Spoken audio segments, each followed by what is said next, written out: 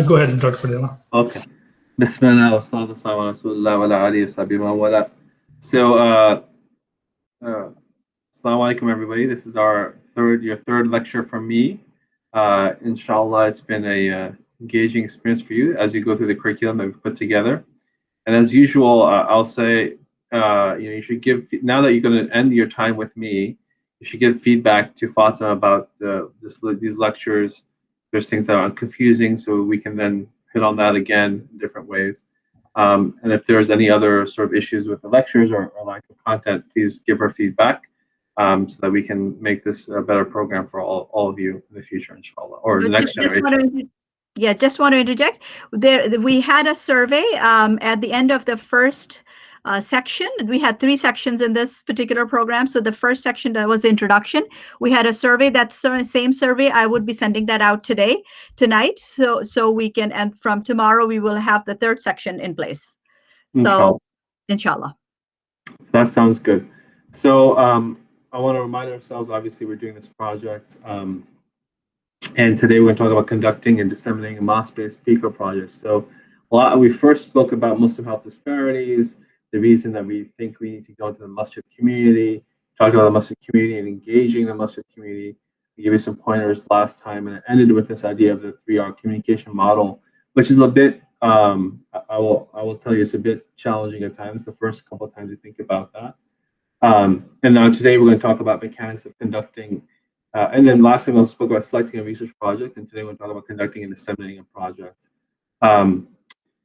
So usual, we start off with the dua. I think Sister Fatima sent me a dua by text. So the dua for today is Allahumma inni as'aluka hubbak wa hubba man yuhibbuk wa amala alladhi yuballighuni hubbak.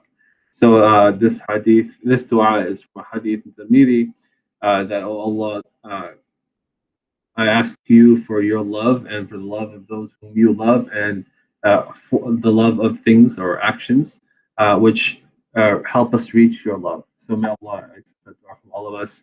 I don't know exactly how that has to do with conducting or disseminating PCOR projects in the Muslim community, but I'm sure that Fatima has a connection she will share with you. I think in this sense, perhaps if I might just ad lib, I think the notion that, we last time spoke about the patience that you'll need to conduct the work, and I think at this point when you're thinking about another virtue that is needed is sort of this notion that we're not doing it for ourselves, we're doing this for Allah's sake. So that might be appropriate to think about. So here's our agenda. We'll talk about CAB and leverage, setting the goal with measurement in mind, a little bit about recruitment and retention. I'll share data from my own projects there. Some notion about project communication and relationship management. These are techniques and tools from project management methodologies that Sister Fatima will share with you. A word on project evaluation. I think that most projects in our community fail because they don't think about evaluation or measurement at the outset, and some thoughts on dissemination. So here's the typical PCOR lifestyle. Life cycle. I know that the screen might be a little hazy. But we talked about planning, conducting, and disseminating, right? So we talked about planning before, we talked about conducting before. Today's about we talked about planning before, today's about conducting and disseminating. And in the aspects of conduction of a study or conducting a study, there are different types of studies we spoke about last time, right? So you can do prospective research, you can do dissemination and implementation research, you can do clinical trials, largely not in the masjid setting. So there's many different research designs one can bring. And I think that you should choose those research designs are in consultation with the community advisory board and makes the most sense for that community or that project, right? But once you select that design, you're going to then develop measurement tools and program evaluation methods that are based on that design. So from the design comes how you will assess measurement of participants and how you'll evaluate the program. So you must link those things. Dissemination can be of different types, but the key here in our PCORI methodology is that the primary stakeholder should remain the community, meaning that you must make sure in your dissemination plans that you're talking about how we cycle back these findings into the community setting.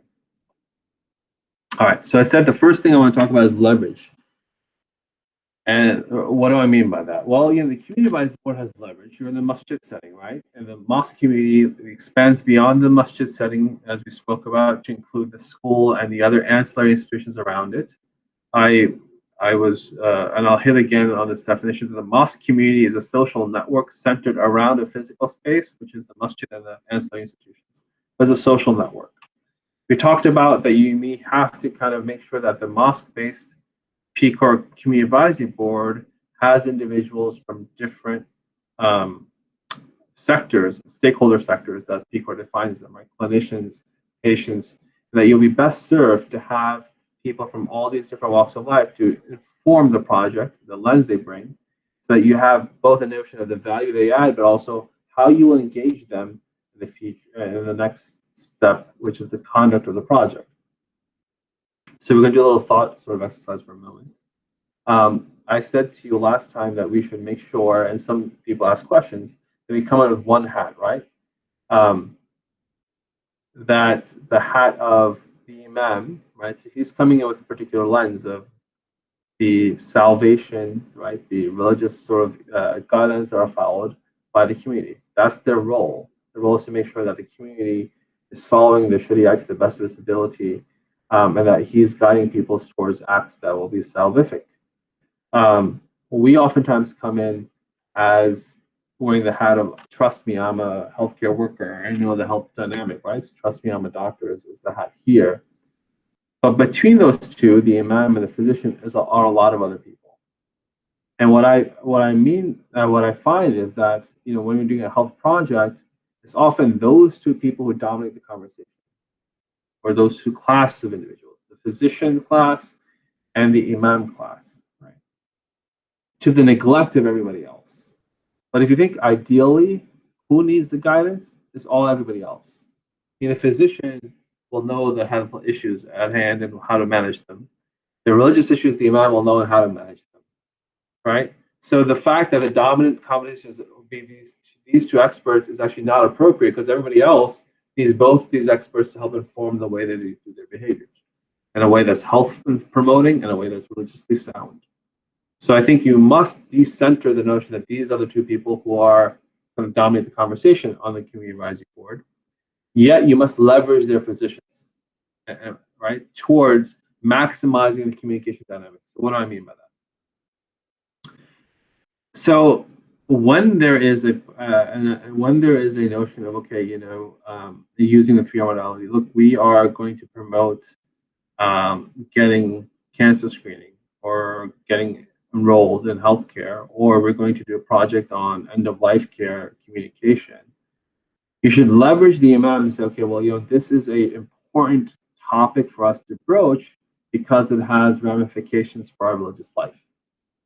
So you must do the pre-work to get the imam or that class of individuals on board so that they can be your voice when you have those community advisory board meetings. Meaning they can, and you will say to them, hey, you are the imam, obviously. I don't know religious stuff as much, but let's have a conversation in advance around how this project is going to help people in their religious life.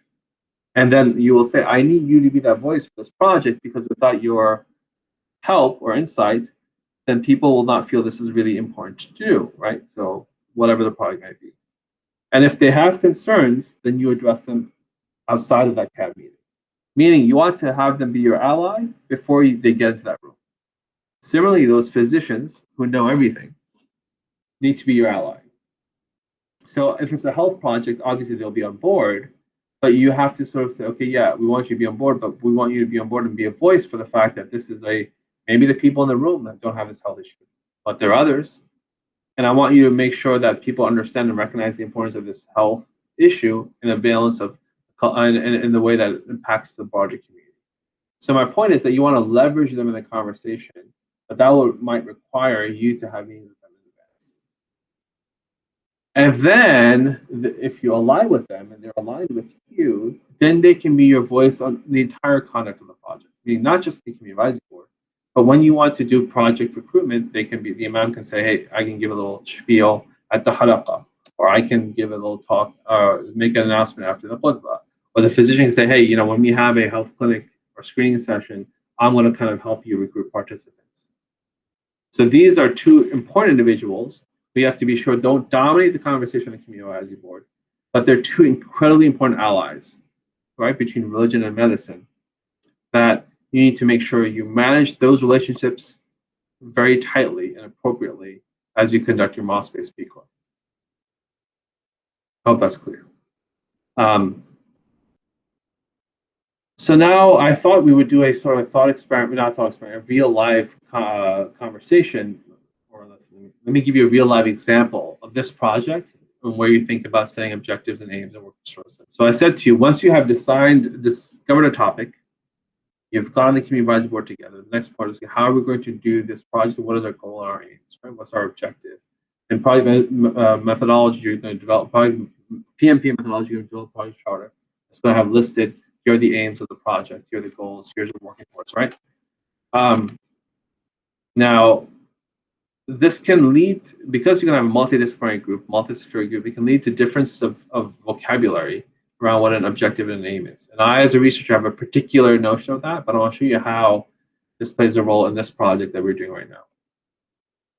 So Fatima, just bear with me, okay? And you can chime in a second, but this project that you all are participating in has to do with a toolkit that we developed from a prior project.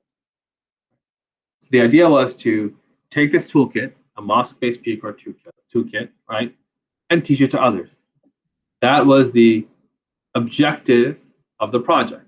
Simply put, here's a toolkit, disseminate it to a group of people who will then implement it in their settings, and that's the core of the project, and everything else is ancillary. All right, this is from my perspective.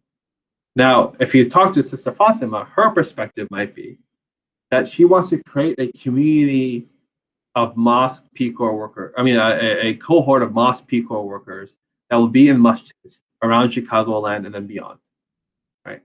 Her goal, her aim is that I want to use this project to create this cadre, this workforce that will be sustainable, so we can see large-scale changes within how mosque structures work vis-a-vis health. And her tool to do that, meaning her means to do that, are you all, the cohort of community health workers who will be doing stuff in masjid communities, right?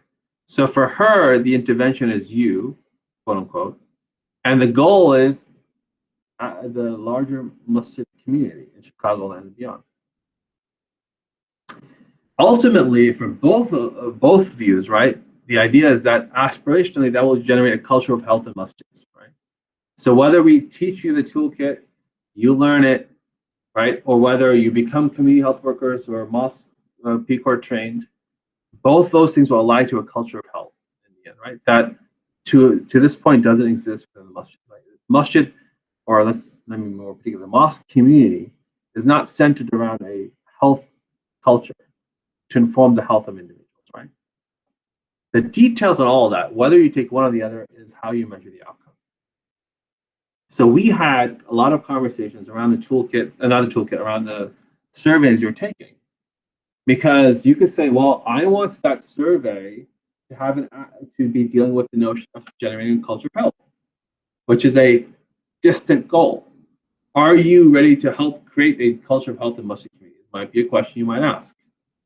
Or if you're talking about the community health worker cadre force, it might be, do you have the skills and competencies that a community health worker in the masjid community might need, right? From a list of competencies or skills.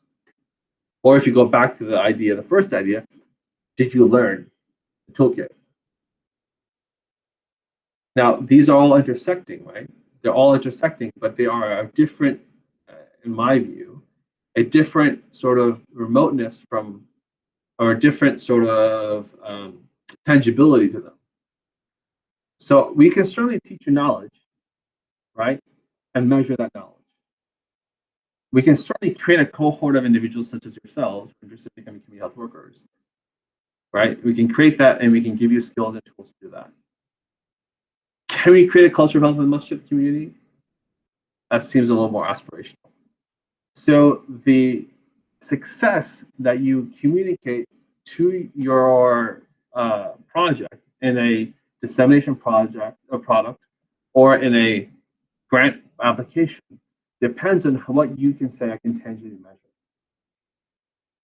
Moreover, when you have meetings with your CAB, if you set aspirational goals that seem intangible, then you can't actually vocalize how I will get to them step by step.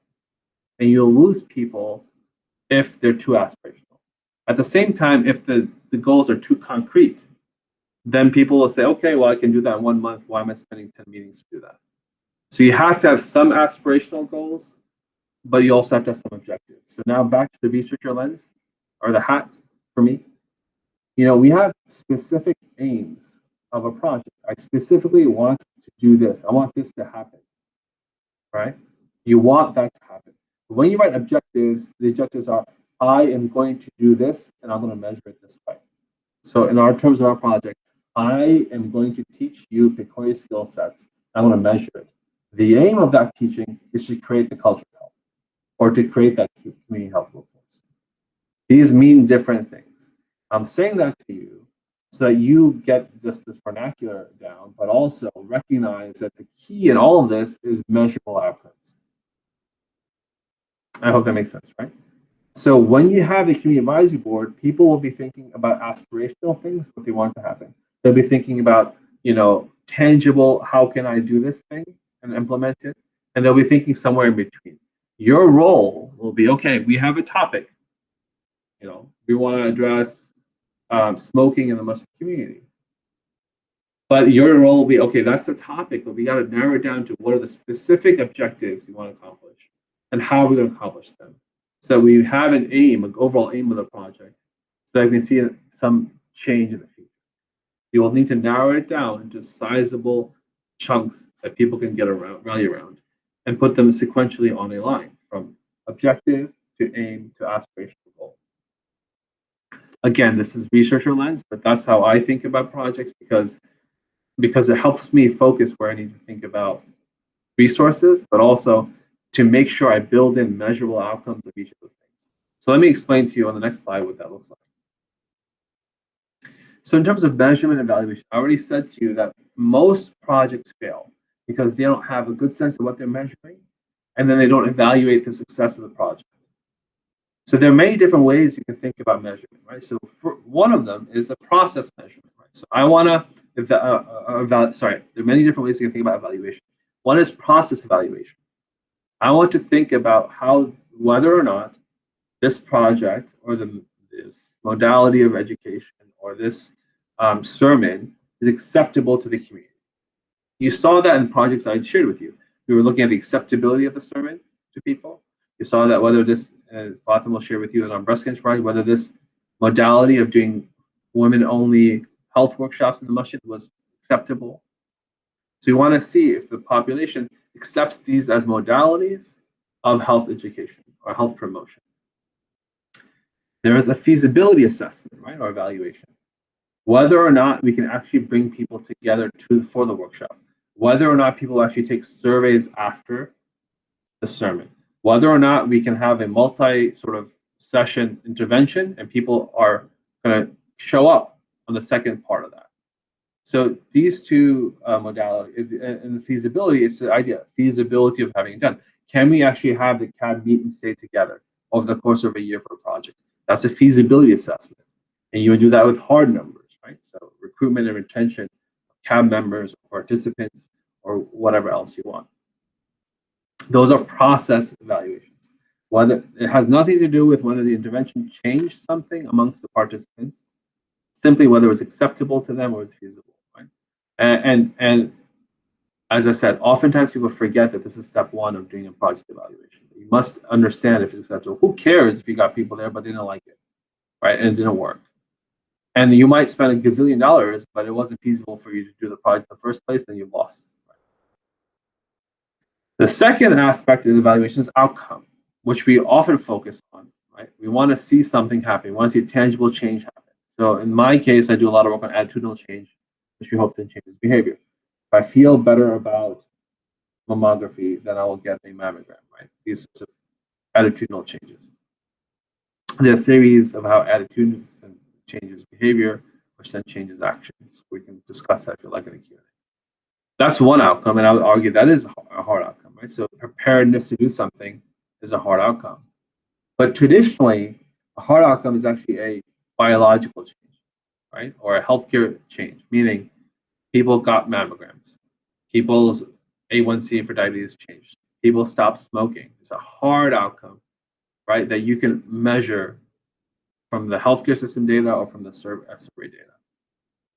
You have to think about whether you want to have both quote unquote softer outcomes, attitudinal change and behavioral change, or you actually want the hard outcome.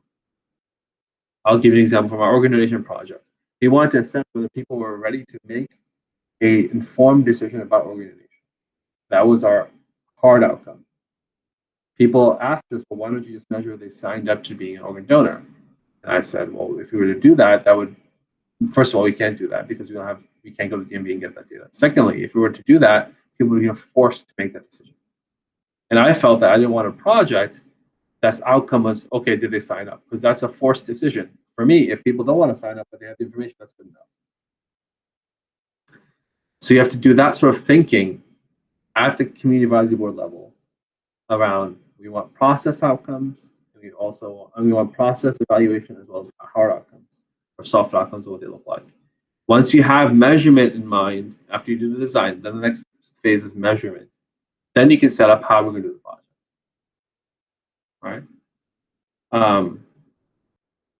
And the other piece is throughout, right? You don't do a project, no one does a project without you expecting some change. We want to see change. We think something is not appropriately done or correct or right. So you must bring in theory around that. What's my theory of change? This involves logic models, assumptions, long-term outcomes, and all this other stuff here. I don't want to belabor the idea of theory, but again, where we fail is we don't have a theory-driven intervention. We don't have a theory-driven program. And that is my goal for most of the communities. Let's have a theory-driven program, right, that we can then measure outcomes from. Okay, so I do a lot of work on behavior change, and I want to share with you now a little bit of insight into different sort of theories around behavior change. This lecture is not going to test you on these things. I want you to get a sense, though, that there are decades of studies on how you have different models of behavior change that intersect with different sort of levels in the socio-ecological model. So you have individual level theories, right? That someone's health beliefs inform their health behaviors, right? This health belief model. Or you have the theory of planned behavior, which is the one I use oftentimes, that says that 50% of people have an intention for a action will do the action. But there are antecedents to that theory, to that intention, attitudes, social norms, or norms, and then perceived control. You have another individual level theory called stage of change. No one will stop smoking until you get them ready to assess, like they're ready to have that behavior change happen. So you assess where they are in that stage of change. Are they on pre-contemplation? I've never thought about it. Or are they ready for action? I've thought about it. I know how to do it. I want to do it. So you try to move people along that scale.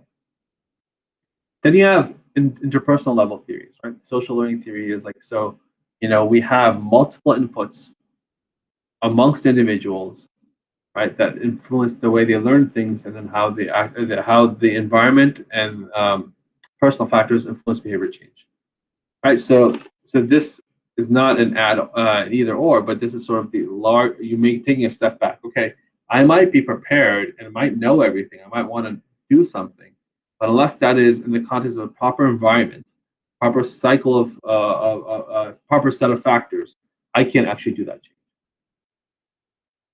Okay, there are flavors of this within the other theories as well, but this brings that sector out. That's not just the individual; it's the context within which the individual is that can lead to behavior change.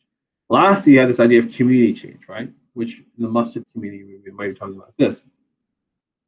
And the most popular theory these days is this diffusion of innovation, which you've heard about, right? That new ideas are taken up by the early adopters, right? Then the next part is middle adopters and late adopters, right? So that you have to prove something at the early adoption stage to have it move beyond. You have to create change agents at the beginning, right? Those liaisons to the rest of the community will then influence the rest of the community, right? So as a herd following the leaders. So you have to have, so if you want to generate a culture of health, you have to have early adopters and change agents which I think Fatima thinks are you. This is her hope, to then have a cultural health and masjid community, right? So my point only is that this is all theoretically driven. There's tons of data behind where these are appropriate to use. And at least for you at the base level, what I would suggest is that you should have this thing here, which is called the behavior change wheel, right? So this is by Susan Mishi. There's a little book online, you can find it. And she goes through how you set up measurement to a theory of change based on the sort of sector you're working on. And it's literally a wheel. You spin it. Okay, if I'm working on, this sort of project around motivation, then I need to have this sort of training. This is what I'm going to do. So it helps you think about how to create it all together. And then she tells you, okay, these are the theories that you're using. So you know what the theoretical models are there. The behavior change wheel. All right? Okay. So that's sort of, leverage. We talked about measurement, and I said theory drives measurement and implementation. Now I want to talk a little bit about two aspects of measurement: recruitment and retention. So Picoria has a methodology standards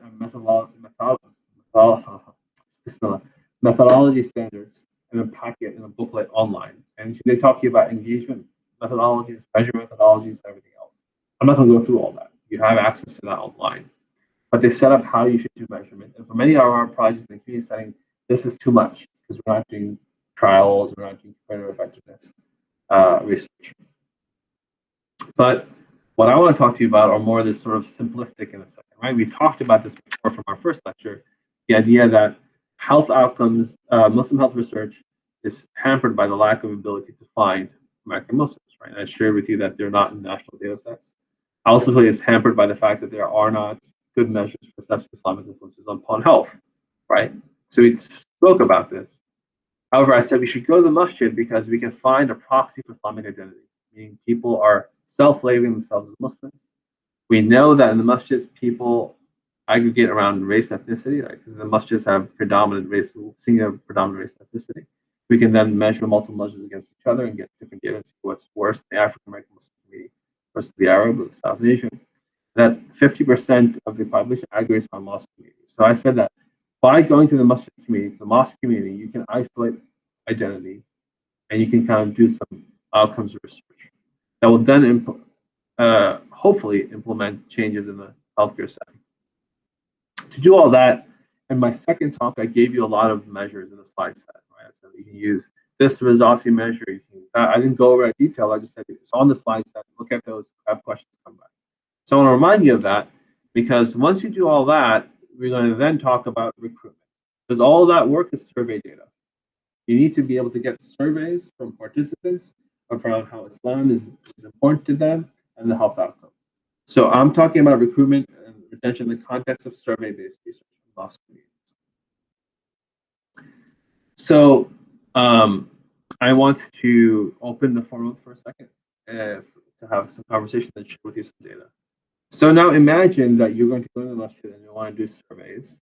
I'm going to ask you, what's the best way to recruit people for your survey that you want to do in your mind? And you can unmute yourself as you please. So what do you think are the best methods?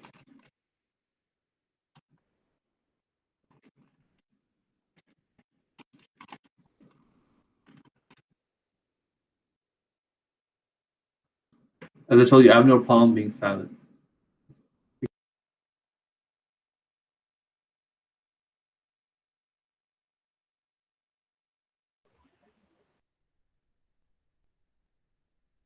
Dr. Padilla, could you give some options perhaps as to what are some of the choices? It's an open-ended question, and I'm realizing that people may not know that what is the domain of right answers here. So I mean, you just imagine you're the community health worker, and now you need to recruit. I tell you, you gotta recruit 50 people to do a survey. How would you go about it? How would you deliver the survey? How would you announce that you're doing the survey? Those are the sorts of things I'm not looking for.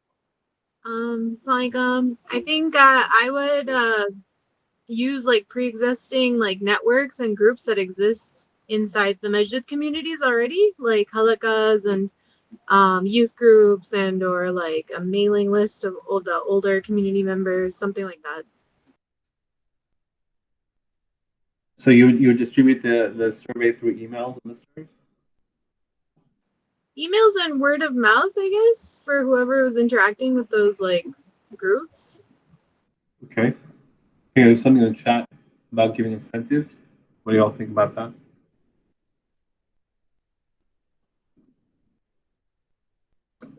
Other thoughts?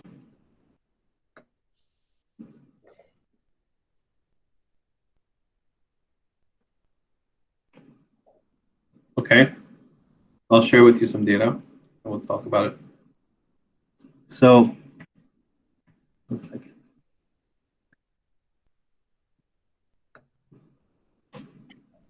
So here's how, in our projects over a decade or so, new them recruitment. We would go to masjids and have recruitment after or before Jummah, right? Just stand there and man tables to give people hard copy surveys or a QR code to an online survey. We found that to be a highly effective modality because you're in there in person, right? The other way we would do this would be at not just at Jummah prayers, because we use Jummah because Jummah, like a lot of the community is there. Then we would have recruitment tables at social meetings, right, or school functions. School being an important one because you would have parents picking up children after school, right, or and these sorts of things. So that would be a good moment to give people a QR code that may not be able to come to the Jummah events. We actually, so it says high efficacy. I would say that we also went to like, more cultural events, and that was not as effective. Some social or cultural event. Okay. Then the announcements made by masjid leaders during worship service or other events. So as I said, that you might be able to leverage the imam. They're giving voice to, hey, go sign up at this table, or saying that I think this is an important project is a key asset to you if you can do that. So I think their voice helps substantiate the fact that you're doing important work, particularly if they can couch it in a religious way that's helping the religious life of individuals. So those were high efficacy. This is all in the toolkit. Those are high efficacy sort of modalities of recruitment. Sign-ups through mosque letters and organizational list service was very low. Horrible. We often think, and I think this is a generational issue, that putting stuff in newsletters and like giving QR codes, sending emails is going to get you good recruitment. And I'll tell you that, that's the last modality I'll ever use because you never know the number of people are going to reach that. And sometimes you get people not fake it. They sign up and they start filling it out. They don't like it. They stop. So you have 5 questions worth of data versus 50. Someone's taking a hard survey is more committed than someone who's flipped it on their phone. So you can get a lot of missing data when you do it that way. Signing up through flyers, really horrible. So you can put as many flyers as you want on the masjid board and give them cutouts to take, right? But I think that that's not a good way to make the community, in my experience, make the community recruits people, right? They're not going to call you, hey, I want to be interested in a study because I saw this on the masjid board. That's not very effective. It might be a good flyer for people to know about the study, but to use that as a primary modality to recruit, not effective. And then nowadays, everyone's doing social media postings, right? So the mosque Facebook account or the website or tweeting through through some modality. Again, we have found this to be a very poor modality of recruitment in masjid settings.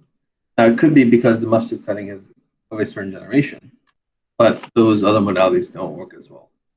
So the sum total learning from this for us is that it's really intensive work.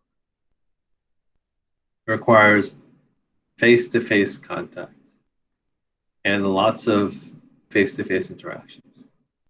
And if you're not prepared for that in a project, I think that you will be exhausting your own energies with passive modalities. So I think the active are better than passive modalities.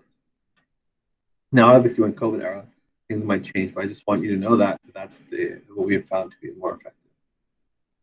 And lastly, as I said, that you should make sure that whatever modality you use is shared, that decision is shared amongst the community advisory board, and that you come up with messages that communicate the value proposition to those you're recruiting. How is this going to benefit me? How is this going to help me? All right. So that's recruitment. Now I want to talk to you about retention. So I'm going to compare two studies, both in the context of Chicago. One study was this breast health intervention, which Sister Fatima was one of their peer educators. So it was done, several years ago. We had 2 masjids as part of the intervention group. We went there 10 days to recruit for masjid, right? We wanted women who were over the age of 40, can speak English, and they would participate in 2 sessions held every other week. So 2 total sessions, right, in 1 month, half days around breast health and women's health. And there was sophisticated programming that would go on. So it involved a religious scholar speaking, community health workers talking about some narratives of breast health, a physician would speak about what that looks like. They would talk through various ideas in the community. As I shared with you last time, the 3R model is being implemented in various peer group discussions. Okay. And then the other study was a study on organ donation and healthcare decisions. So this was 4 masjids, both 2 in Chicago and 2 in DC. There we recruited for 4 to 8 days at each masjid, again, Jummah, social events, and these other more passive modalities. Here now, it wasn't restricted to women. It was anybody over the age of 18 who was fluent in English. And we didn't want people who had been organ donors, right? So it became, much about that. We wanted people who hadn't donated their organs. Again, 2 weekend, half-day morning sessions, all right? So these were the 2 studies. And here's our data from the breast cancer study. So at those tables large, we recruited 184 people participating in the study. About half of we asked them to give your name, phone number, email address, physical address, if you're interested in the study. Half of them we were able to contact and consent to the study. The other half said no, or we couldn't even reach them. The numbers and stuff they gave us was not working. Then after that, so that's the first step, right? So you recruit someone to be in the study, you get filtering about half people are now consented to the study. Then we said, okay, come to this first workshop. So from 82, you saw 58 people show up for the first session. A quarter didn't show up. Now, to get to that, we sent them letters, emails, and texts and calls. Come to the workshop on the date that works for them. We asked them what date works for you, and then we sent them those reminders. So 58, right? So about 2/3 of the population showed up from that consenting rate. Then there was a second, right? So you have the first session, then you have a second session.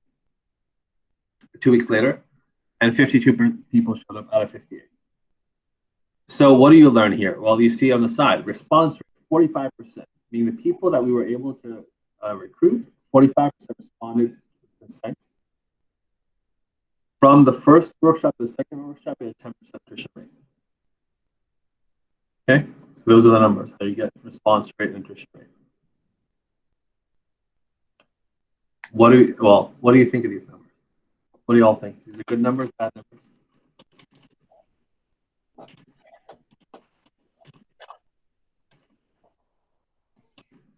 Anybody? I think that's a good outcome. You think it's a good outcome? Yeah. Okay. Yeah. What part is a good outcome? The fact that we had basically almost like 25% from like what we initially recruited. Yeah, I would say that that's a bad outcome. That 20 from 184 to 52 is not that it's a bad outcome, is a significant drop off. Right? If you think about 25% of people, so you would have to, because every one of those people you expended energy on, and you give incentives, and you call them, and you text them, you phone call. So all these people, I mean, if you think about it, right, I'm spending 4 times as much energy as I needed to get these people. So I think as a researcher, obviously this is pretty sad. But in any case, it is what it is. So we thought this is good. Let me show you the next study. So this is the organ donation end of life care, right? So you might say, hey, look, the first day is just Muslim women, breast cancer, have to be over age 40. This one, anybody over the age of 18, any adult, right? Look at this. So 749 people recruited, right? Of which, again, about a quarter consented to the study. 468 we couldn't get a hold of, or were ineligible, although they say they were eligible, or just refused. Although they signed up after thinking that, yeah, I'm interested in this. From 281, you go down to people attending the workshop, 131. So half attend the first workshop, almost half, 150, more than half, canceled. Then workshop 2, 75 showed up from 131, meaning 56 didn't show up. So here you do the same calculations. Response rate, 281 over 749, 39%. Attrition rate, right? This is 56 over 131. 43% of the people didn't show up for the second workshop. So according to your calculations, Austin, what you're saying, 749 to 75. That's 1/10. What do you think of this? Well, that's definitely a worse outcome. But like, if we compare this like with other like studies, like overall, like what's like the normal response rate and attrition rate for like? Yeah, so I'll share that with you in one slide, and 2 slides I'll share that with you. So, Okay. but I'm showing you this is right, using these practices now in Chicagoland and DC of in-person heavy recruitment. So what should you expect, right? So I would say that you should expect, this is all the full calculations now. The first study, right, we had 10 days of recruitment, 89% people we contacted, 1% refused, half consented, and the attendance rate was 70% with 10% attrition rate. So the Muslim women study was more successful in some measures than the non-Muslim women study, right? So I'll say, generally speaking, I think Muslim women have shown up more than men. But on the other side, look at online signups, very poor, 5%. Right? We gave people the opportunity to sign up online in the organization and the lecture study. And if you look at the consent rate, they're similar, right? So about half the people, or more than half the people that you contact, tell you, here's my name, phone number, email, blah blah blah, are in the end they're not going to care about your study at all, right? Although they might have said they were interested. And then in the end, you have to prepare for the fact that you can go through and say, like for us, we had to order food, set up space, and get people reimbursed. So people are getting money here, right? $25 to $50 off to show up. Get the money out, they still won't show up. So I think you should prepare for that. Now, I'll say it depends by community, but in my reading of the literature, and Dr. Rebecca can share with us and share with you all her experience, that in certain, let's just compare apples to apples. In terms of Christian health ministries, their participation rate is much higher. You can get those numbers in 2 or 3 sessions there. Retention is also much higher. Now, consent rate might not be different, right? Maybe half people don't want to participate, but the fact that once you've gone there, that they are retained is significant. That you don't have to spend as much, energy getting the numbers. This is my reading of literature. Because having seen studies on this domain in Oregon Nation, you've seen people in Navajo Nation, Christian health ministries, they've got thousands of people in their study from 3-5 sessions at different venues. So to improve recruitment and retention, one idea obviously is give people incentives, right? And I think for both that's important. In terms of retention, I think you have to have multimodality repeated contact: text, email, phone, mail. If you want people to come to your study, and if you want to continue to come to your study and it's multiple sessions, you must have repeated contacts with them and make them feel that this is a valuable thing that they're contributing their time to. Obviously, gratitude and communication is very important. The right messaging modality for recruitment and retention. And then, as I mentioned, this is Fatima's innovation, is to use 3R to calculate the value, to communicate the value proposition of both recruitment and retention upfront. And she'll share with you some of that as well. So that's my perspective on improving recruitment and retention. But I want to prepare you that it's hard work, right? And again, I guess the dua is important here. That we're not doing this for their sake; we're doing this for the sake of Allah subhanahu wa ta'ala. Okay, let's move on. We're going to close. There's going to be enough time for Q&A, so I want to kind of just get through the next slides, and then we can talk about what I just presented. So the recruitment plan here for this study, right, the social engine study, this is a slide set. This is a slide about that, right? So we're going to be using, and Sister Fatima, please intervene if I'm incorrect, but kind of snowball sampling and chain referral sort of sampling, right? So we want people to connect to the social engine, and we want people who then connect to the social engine tell others to connect to the social engine, right? Um, and these people will be, you see here, recruit participants who are Muslim, self-identified as Muslim between these ages and within 50 miles of that masjid, right? Have gone to the masjid community at least once in the past 12 months. So this is the recruitment sample that we want. Now, the implementable plan, I think, will be based on your ingenuity, given the COVID, right? That this is not going to be as hands-on as we had initially thought about it. But in the end, whether it's not hands-on and live, if it's just virtual, it's all about relationships in the end. The success of your recruitment modality will be about the relationships you build with those mosque community leaders, the community advisory board, through those sort of liaisons to be able to connect to the social engine. In the end, that we all know. I mean, this is how well that happens, but we would like to hear from you, but in novel ways we can utilize during this pandemic. And as I said, there's only a couple slides left. So typically, moving to now after cognitive dissemination, I think the idea of dissemination is that you want to produce generalizable knowledge, right? And we have a dua in the Quran, obviously, in the ulama, that's the goal. You're living out this goal of producing generalizable knowledge, right? And what I mean by that, for the community's sake, is that it has to be actionable, practical knowledge, not something theoretical that you put in a paper or somewhere and someone reads it. But when you're partnering with communities, it's really about, okay, how am I going to improve something practically in our community? How are you going to make the known, right, known here? Right? It's relevant to the community. And it's generalizable, meaning for the outside observer, what was our known now becomes their known. What was their known unknown becomes a known known. So the idea here that you're producing something that's of value to the community, practical know-how, but also that is going to have impact upon people beyond that sector.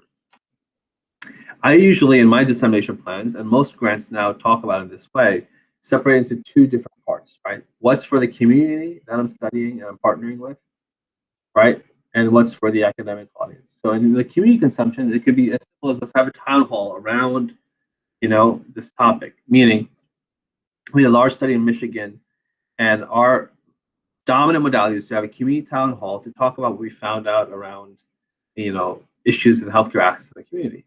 And we talked about how to improve that. We brought our expert panels in, but that was the dissemination modality, and it had a couple hundred people, whatever, show up to that meeting.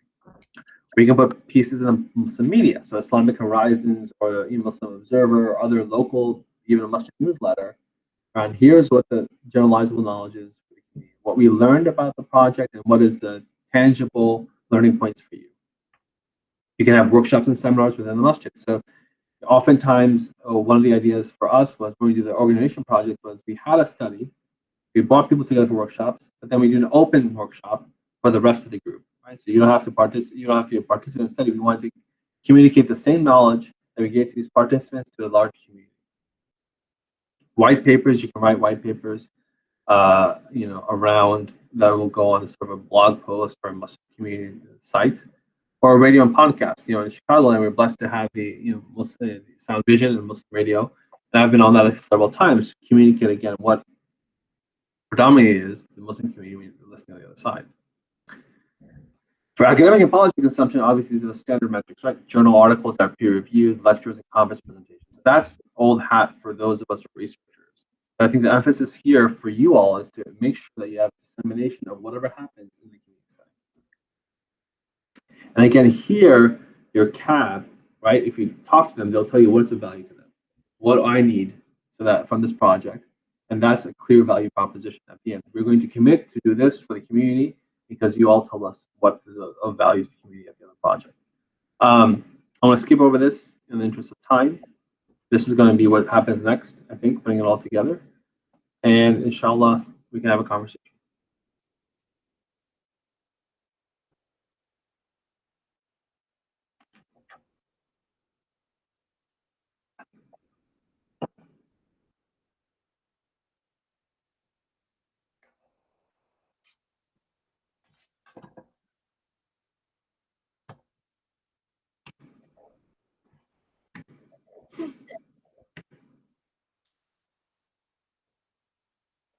Assalamu alaikum.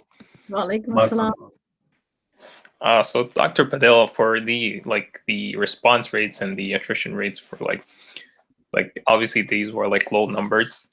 Is this something because like it's new for the Muslim community, or is this like if we compare it with like you said like other communities in the Christian community, they have better percentages than us, or if like in general in like just studies for like health, like if we compare it, what's the difference, or like are we comparable, or are we doing much worse, or how's it going? I think, so I'm giving you speculative, right? My sense of things is that there isn't a culture of research in our Muslim community. There is a what's in it for me notion that is potentially not, it's appropriate, but it's not well communicated by researchers. And that we use the masjid structure for crisis to crisis management as opposed to long-term development, right? So meaning like we're going to raise money for the Rohingya refugees. Okay, people come. We're going to talk about how to take care of your diabetes. I'm not coming. It's not that important. Like we're used to acute crises, I'll show up. Long-term things, I don't have time for that. So I think it's a cultural notion of the value of research and right the value proposition for people in the end. I do think that I mean this is part of the culture of health that we want to change, right? Sister Fatima is working hard to do that. That it's going to be incredibly difficult for us to have any voice in the healthcare system if we don't give ourselves a chance to share our own data. Meaning, if we don't do community-based work that shows value and communicates our values and gives voice to our notions, then no one else is going to do it for us. And if they do it for us and we don't show up when they're doing it for us, then they're not going to want to do it for us again. So I think this is a real, I can't compare necessarily except for literature studies, but I think this is a real challenge that we all of us have to kind of make sure that research doesn't have a bad name, that we understand that this is work that's being done for our benefit, in the future. So just like it's important for us to mobilize around voting, let's mobilize around this. I mean, arguably this has more tangible impact. That someone learn how to take care of their diabetes than some candidate who never gets voted into office.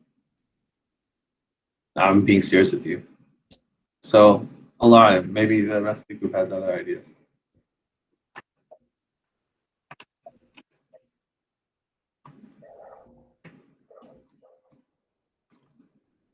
Dr. Padilla, What do you think?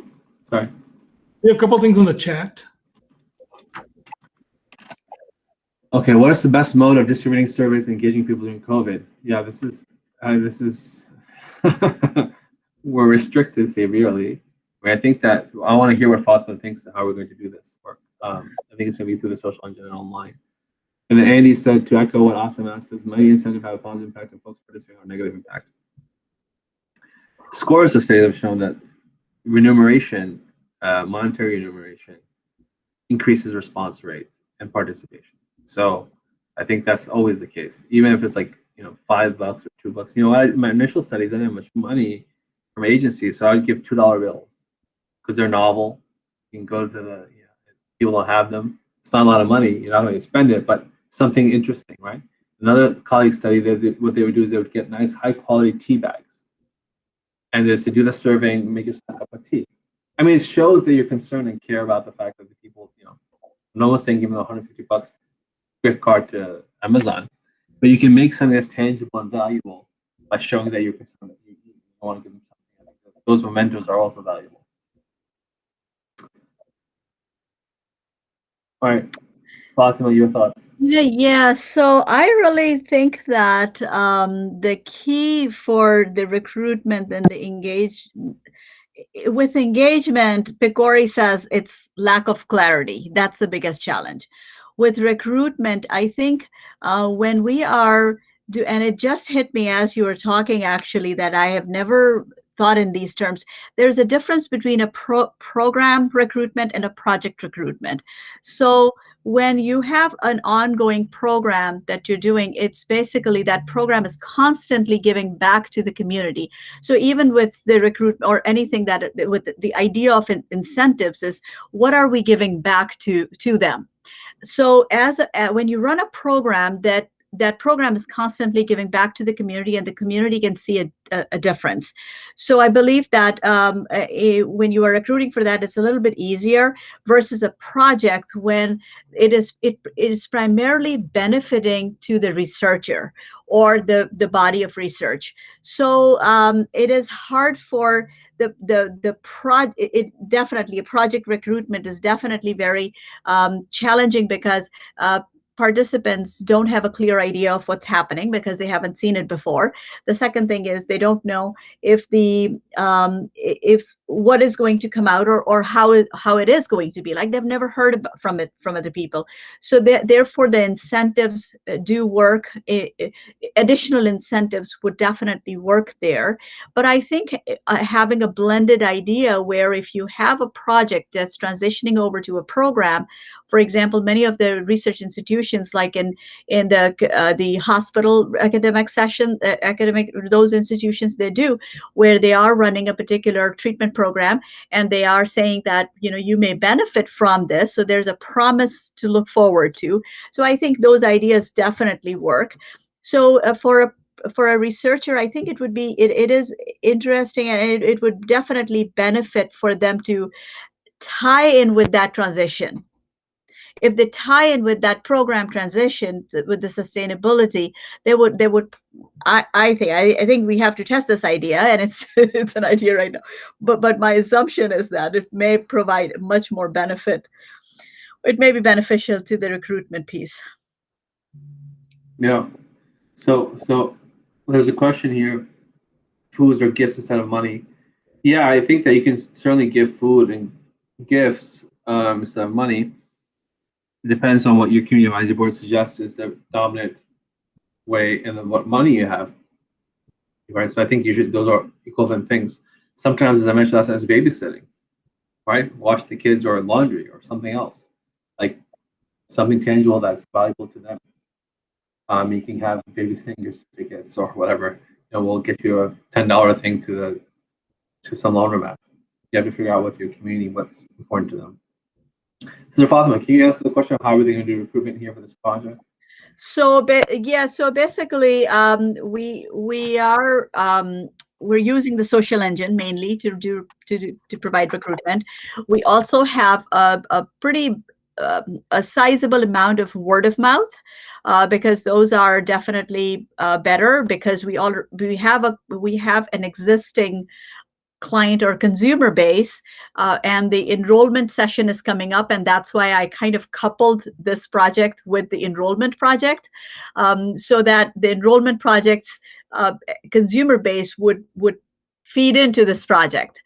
So you would see. So I've introduced a bias in that study already. I totally recognize that, but for the engagement purposes, I think it's a positive bias and tolerable one to researchers. So we'll see what comes out, but we normally have about a couple thousand people that goes through within 6 weeks worth of time.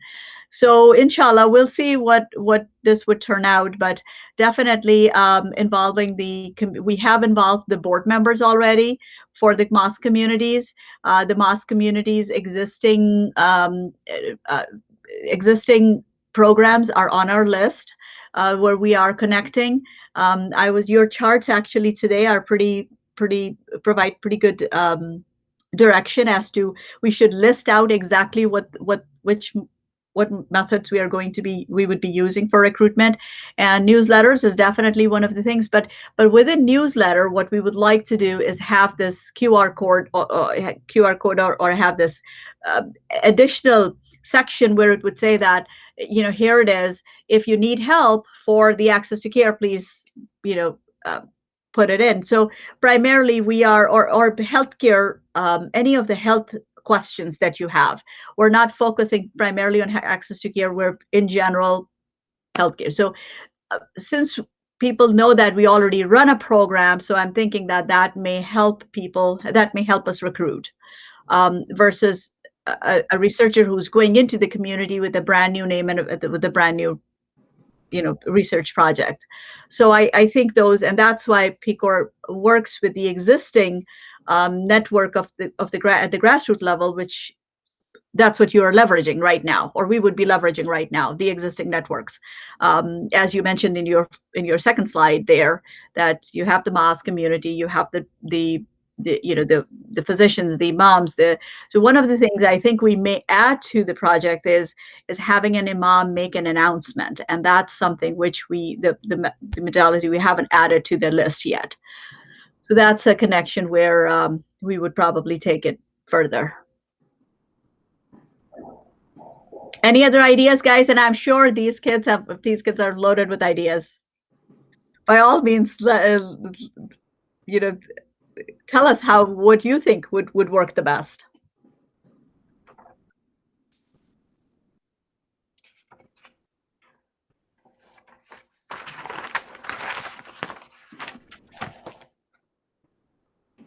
How are you guys connecting with your webinars or seminars, or how do you, when you do any kind of event, how do you recruit people to those events?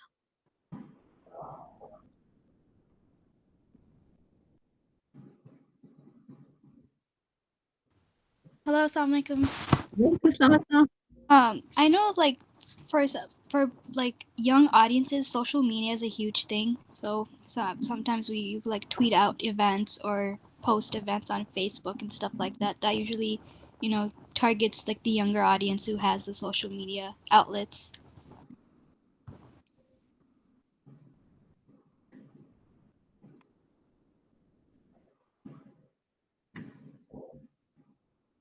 Does Wayfree have its own social media accounts?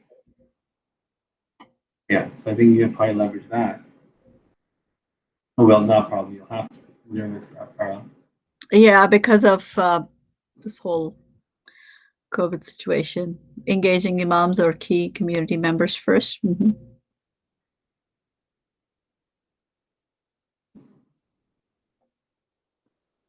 Any other questions? One of the things one of the thought I would like to interject at this point is that we are coming to a point within the development of the social engine where we want your input. So on tomorrow, actually, no, not tomorrow, on Wednesday, we would actually have, we would probably spend about 20 minutes on looking at the social engine and seeing how exactly we are asking the questions. What are some of the ways that we are filling in the data? How are we connecting with so it is coming up, and I would definitely need everyone's feedback on that to see what are some of the factors that are missing. Some perhaps there are fields that you want to have on there, maybe some other icons or some other connections that you can have. So by all means, look at the social engine as well as look at the website and see what are missing. All of your comments would be welcomed. Absolutely. We want you guys to be a part of that.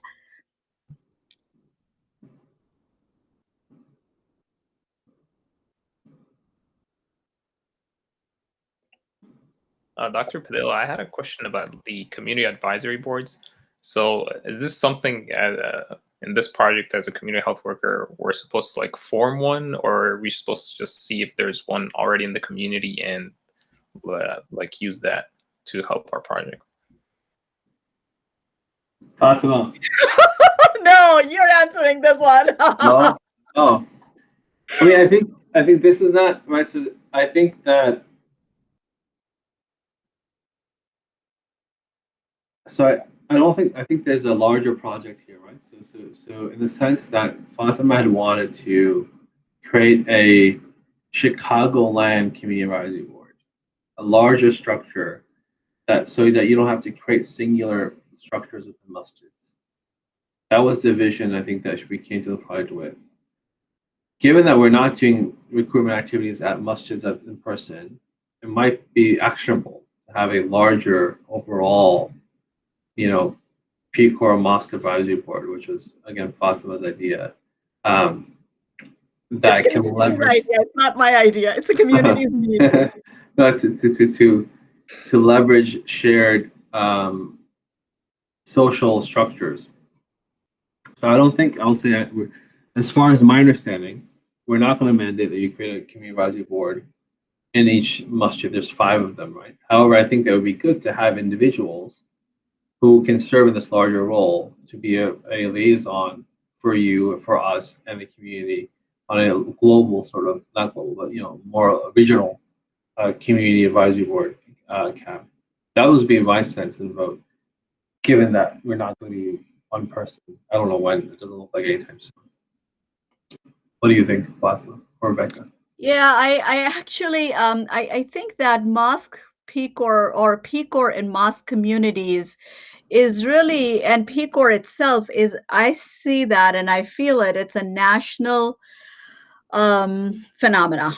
Really, it's a national phenomena. And when they talk about communities, when PCORI talks about communities, and when you become a part of the ambassador profile there, or when you have your ambassador profile and you become part of PCORI, you would hear and see and get to know people across all different states, and you literally feel like you are a part of a bigger community. You're a part of your own community, but in a much bigger context.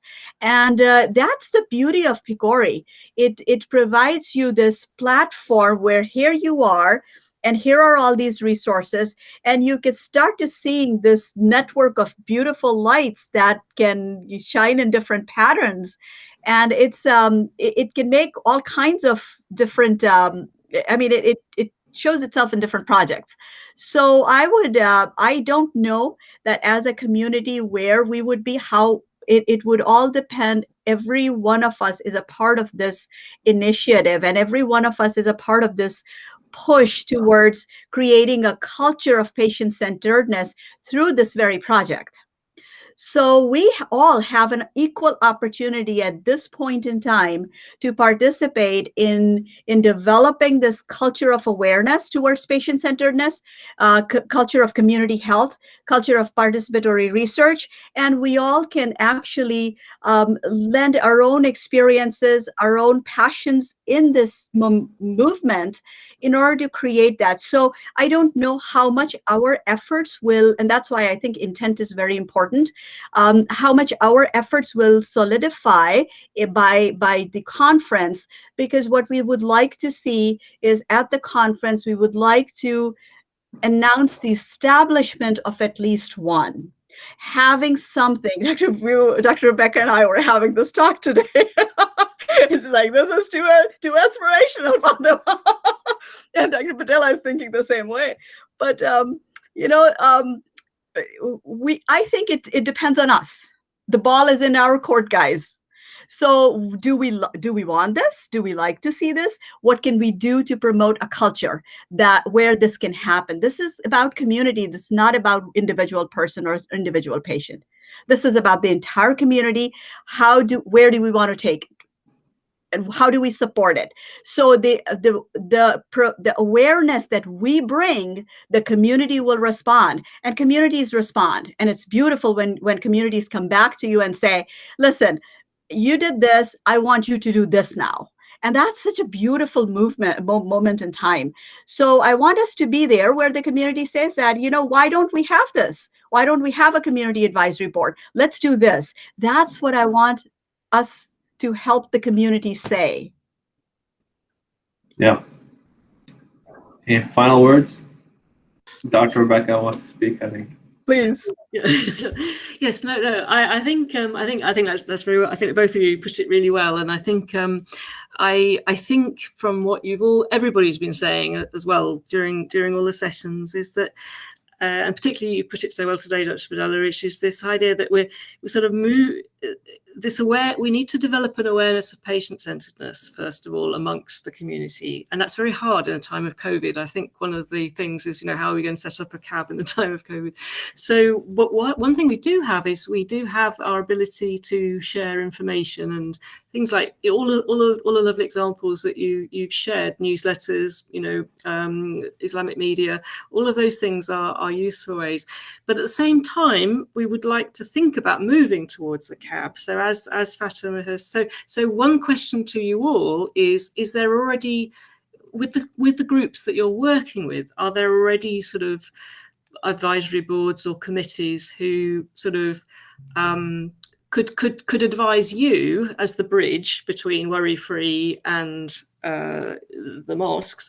Are there already committees that you could work with? And I think what I would suggest is that you mix and match. So if you have a committee that's already in existence, and I know, for example, that Fatima is thinking about developing some working groups at Worry Free on particular issues. So you may have a committee that does events, or a committee that does data, or does. So I would, if you've already got groups, otherwise it would help you not to be such a big burden. If you haven't got groups, I would focus on working with, thinking of Worry Free as your support group giving you guidance. I think this is the problem. It's where the guidance is coming from. And I think don't want this project to feel really onerous. I want you to sort of be able to, I want you to feel supported.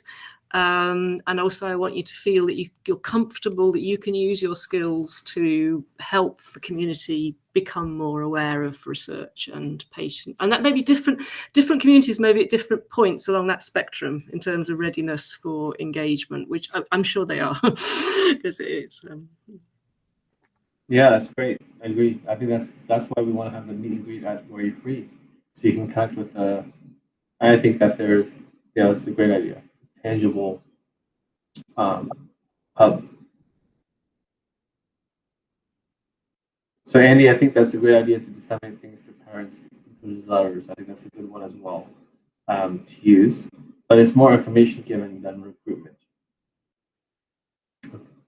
All right, so it's more delivering information, dissemination aspect. I would think is more important. That's a better modality for that than recruitment. So are we good?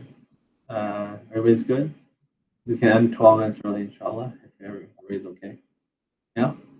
Inshallah. All right, good. Okay, inshallah. Well, Thank you. I'll see. Thanks, everybody.